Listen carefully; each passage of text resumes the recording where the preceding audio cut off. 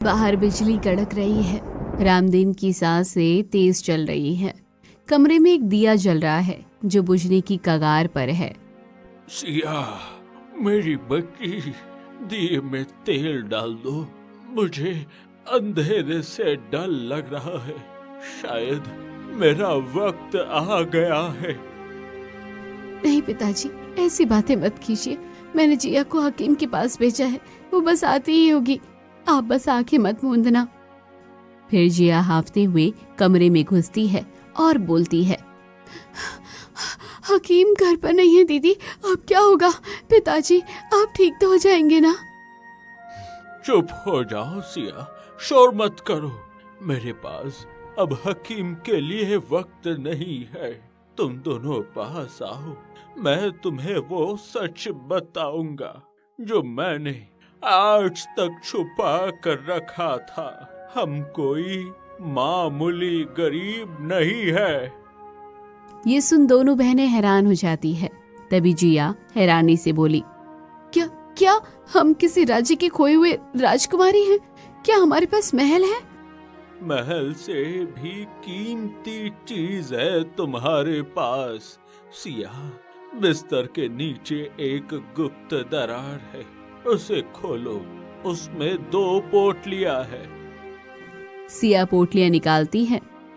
एक में से चमकती हुई सुनहरी चाबी और दूसरे में से एक नीलम जड़ा हार निकलता है। सिया, ये जादुई चाबी तुम्हारी है।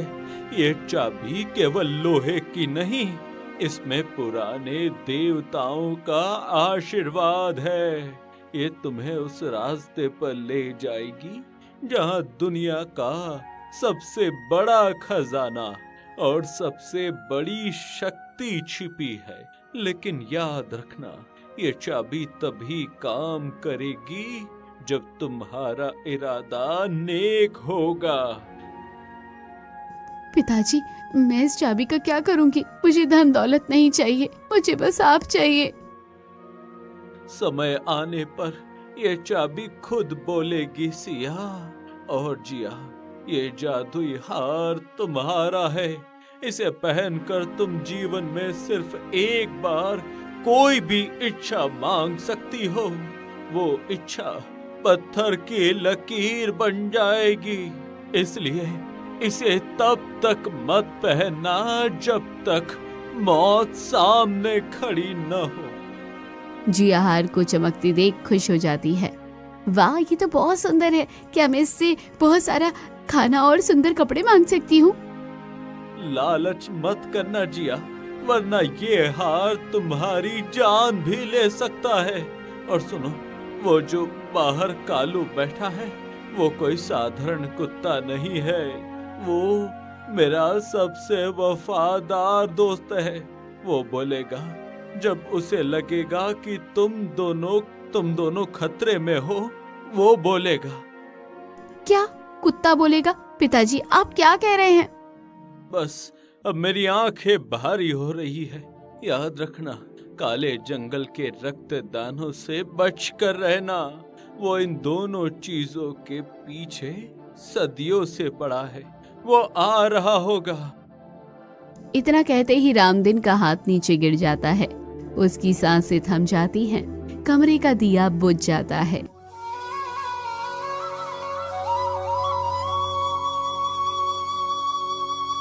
अगले दिन पिता का अंतिम संस्कार करने के बाद दोनों बहनें घर लौटती है। वो गुमसुम है। रोना धोना बंद करो लड़कियों, अब लड़ने का समय है।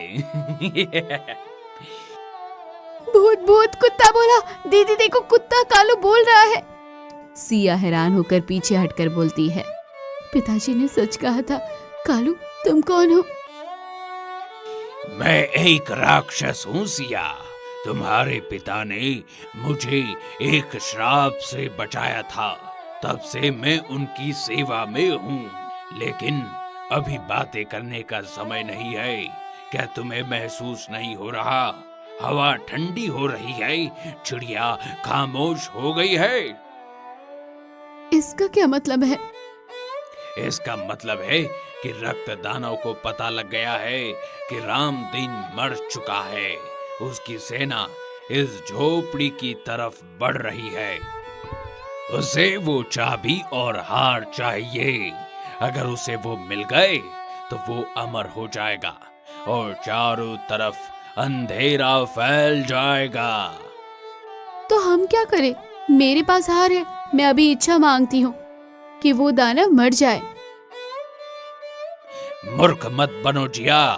दानव कोई साधारण शत्रु नहीं है, वो जादुई मायावी है।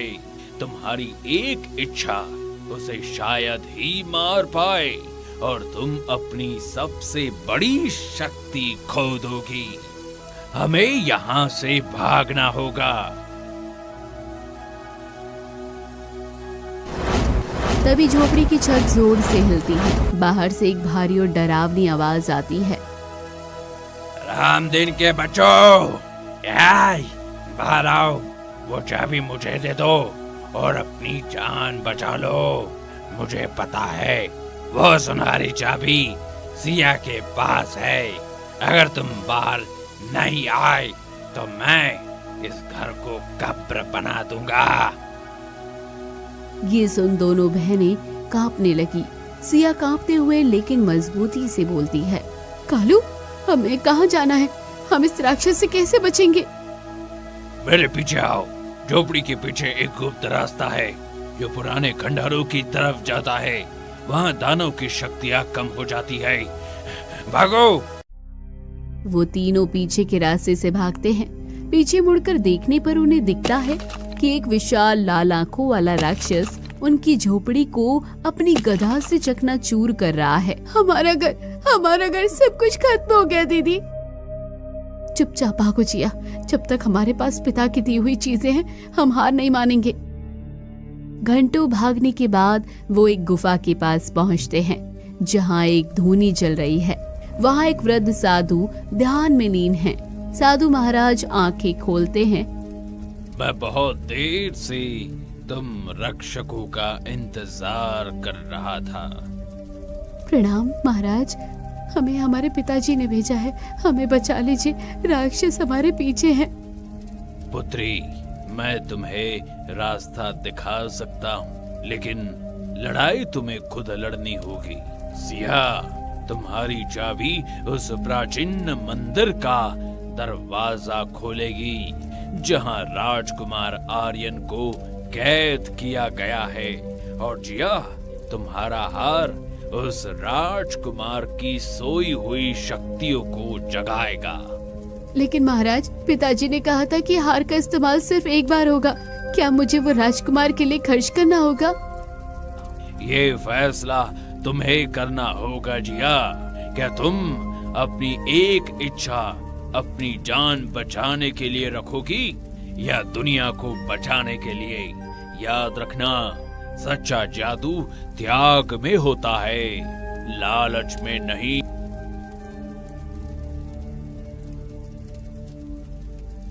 गुफा के भीतर आग की लपटें ऊंची उठ रही थी। साधु महाराज की आंखें चमक रही थी। सिया और जिया जमीन पर बैठी उनकी बातें गौर से सुन रही थी। बेटियों, जिस रास्ते पर तुम निकलने वाली हो वो फूलों की सेज नहीं है। रक्त दानव ने राजकुमार आर्यन को पाताल गर्त की जेल में डाल रखा है।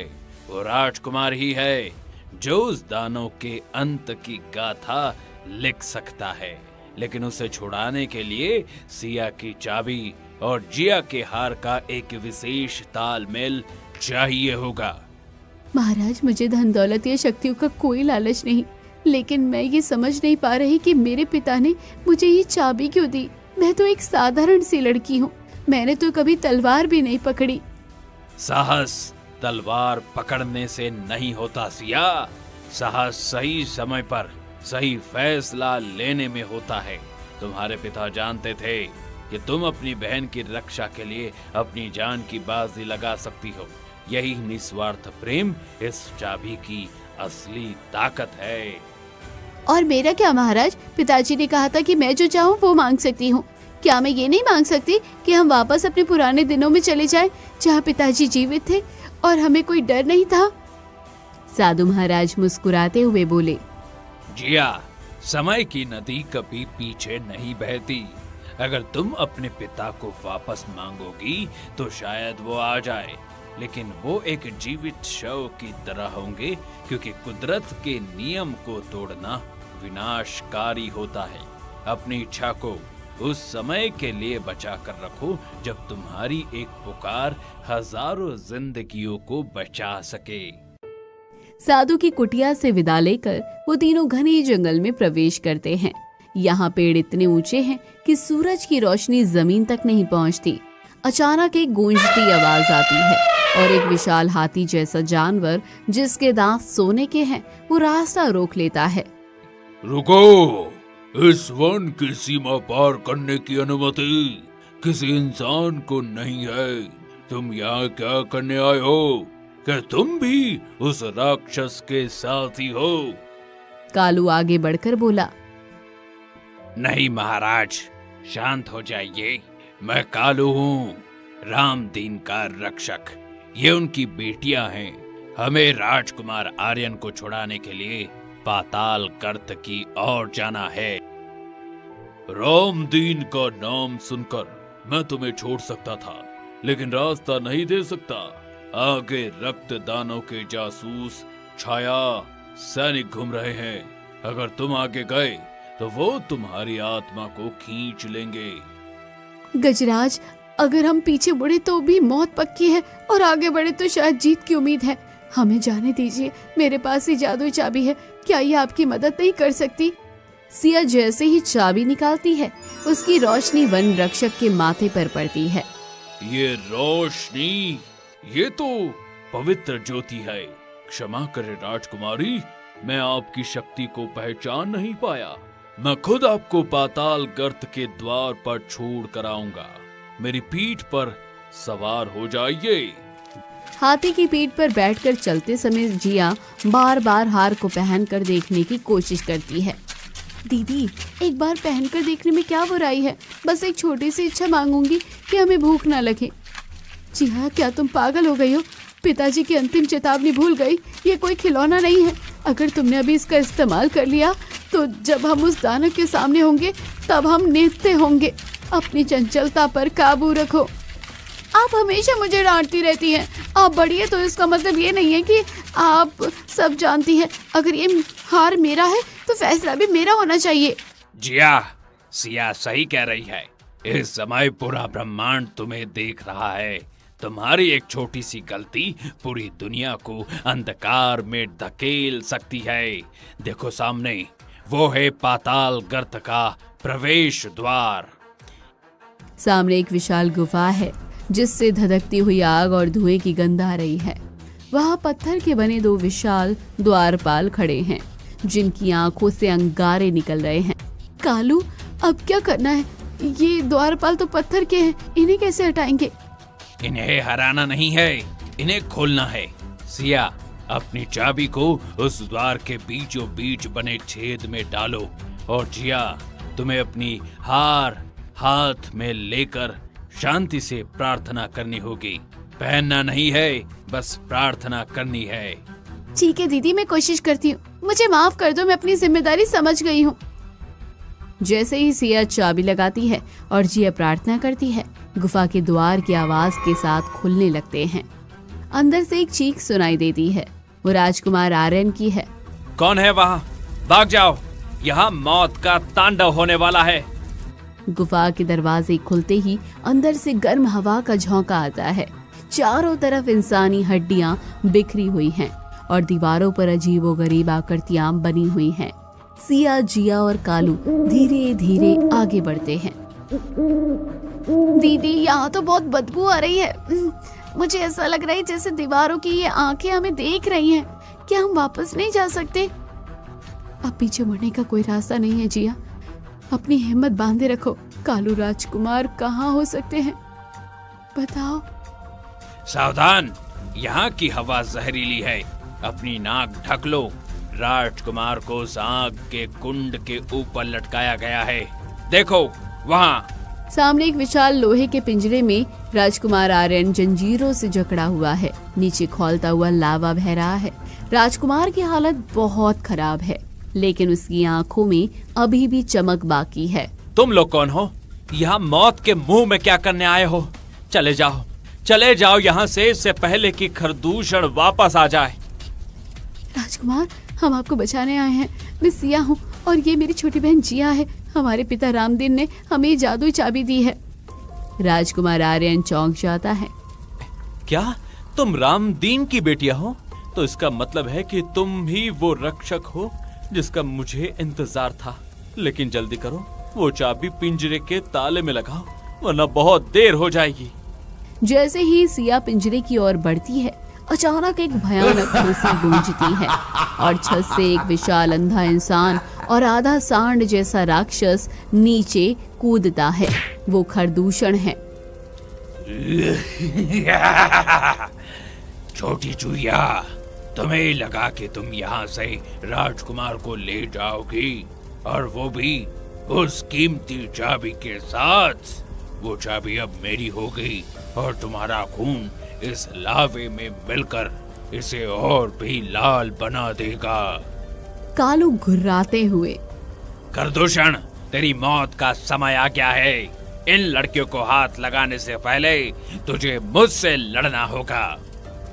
एक अदना सा कुत्ता, जा पहले जाकर अपनी पूंछ बचा। जिया, जल्दी करो, मेरा हाथ पकड़ो और अपनी शक्ति का इस्तेमाल करो। मुझे राजकुमार तक पहुंचना है। दीदी, मैं क्या करूं? मुझे डर लग रहा है। जिया, डरो मत। अपने हार की शक्ति को महसूस करो, लेकिन उसे कभी मांगना मत। बस उसकी चमक का इस्तेमाल अंधेरे को दूर करने के लिए करो। यह हार को हाथ में पकड़ती है। हार से एक नीली रोशनी निकलती है जो खरदूषण की आंखों को चुभने लगती है। मौका पाकर सिया पिंजरे के ताले तक पहुंच जाती है। हे पिताजी की जादुई चाबी, अपनी शक्ति दिखा और इस न्याय के योद्धा को आजाद कर। जैसे ही सिया चाबी घुमाती है, एक धमाका होता है और जंजीरें टूटकर गिर जाती है। राजकुमार आर्यन पिंजरे से बाहर कूदता है और सिया के हाथ से चाबी लेकर उसे एक दिव्य तलवार में बदल देता है। अब मेरा खेल शुरू होता है राक्षस। बहुत दिन तक तूने मुझे कैद में रखा, अब तेरा अंत निश्चित है। राजकुमार आर्यन और खरदूषण के बीच भीषण युद्ध शुरू हो जाता है। तलवार और गदा के टकराने से चिंगारियां निकल रही हैं। तू मुझे नहीं हरा सकता आर्यन, मेरे पास रक्त दानव का कवच है। तेरे पास कवच है तो मेरे पास इन बहनों की दुआएं और सत्य की शक्ति है। राजकुमार एक जोरदार प्रहार करता है। राक्षस दर्द से चीखने लगता है और धुएं में बदलकर गायब होने की कोशिश करता है। आज तुम जीत गए, लेकिन याद रखना, रक्त दानव खुद आ रहा है। वो तुम सबको एक साथ खत्म कर देगा। राक्षस के जाते ही गुफा शांत हो जाती है। राजकुमार आर्यन झुककर सिया और जिया का शुक्रिया अदा करता है। अगर आज तुम दोनों न होती तो मेरा अंत इसी पाताल में हो जाता। सिया, तुम्हारी चाबी ने न सिर्फ मुझे छुड़ाया, बल्कि मेरी तलवार की शक्ति भी लौटाई। और जिया, तुम्हारी हिम्मत ने मेरा हौसला बढ़ाया। राजकुमार, क्या अब हम सुरक्षित हैं? क्या हम घर जा सकते हैं? अभी नहीं जिया, अभी तो हमें असली दुश्मन रक्त दानव के महल तक जाना है, और वहां पहुंचने के लिए हमें बादलों की परी की मदद चाहिए होगी।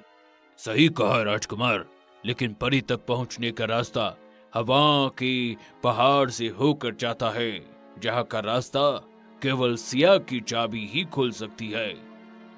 हम तैयार हैं। पिताजी ने हमें इस मिशन के लिए ही चुना था और हम पीछे नहीं हटेंगे।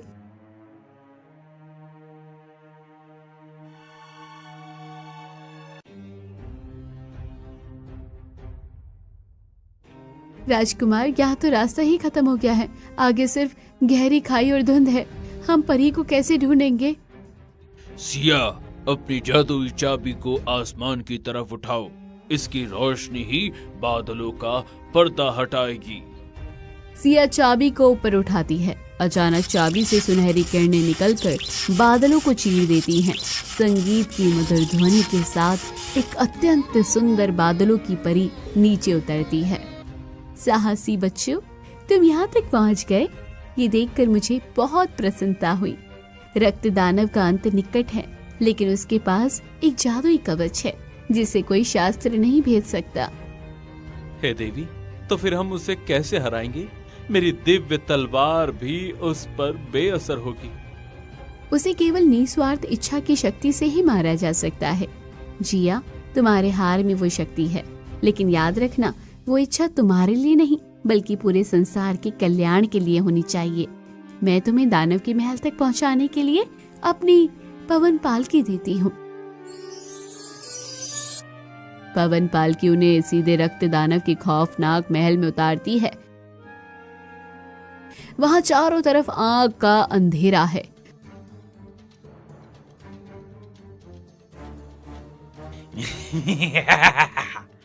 खुद चलकर मौत के मुंह में आ गई।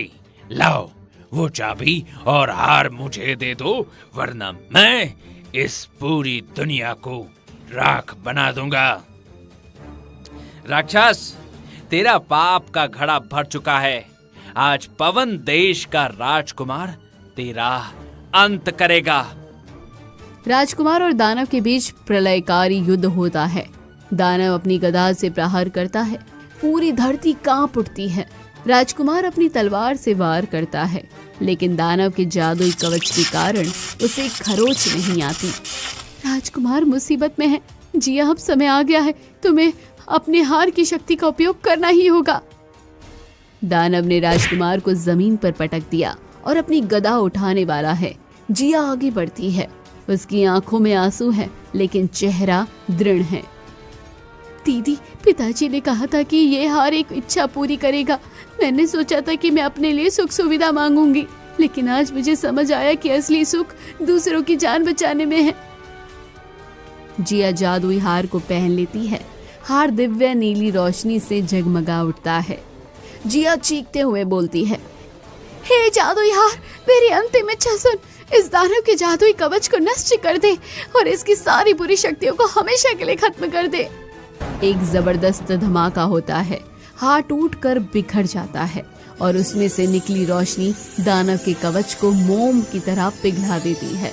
दानव शक्तिहीन होकर घुटनों पर गिर जाता है। अब तेरा अंत निश्चित है। राजकुमार अपनी दिव्य तलवार दानव के हृदय में उतार देता है। दानव एक भयानक चीख के साथ राख की ढेरी में बदल जाता है। दानव के मरते ही सारा अंधेरा छट जाता है। सूरज की पहली किरणें दिखाई देने लगती हैं। कालू वापस एक सुंदर राजकुमार में बदल जाता है। वो असल में आर्यन का भाई था, जिसे दानव ने कुत्ता बना दिया था। सिया, जिया, आपने हमें और इस दुनिया को बचा लिया। आपका बलिदान कभी नहीं भुलाया जाएगा। पिताजी की चाबी ने हमें रास्ता दिखाया और जिया के हार ने उस रास्ते को मंजिल तक पहुंचाया। सिया, जिया, तुम दोनों अब अनाथ नहीं हो।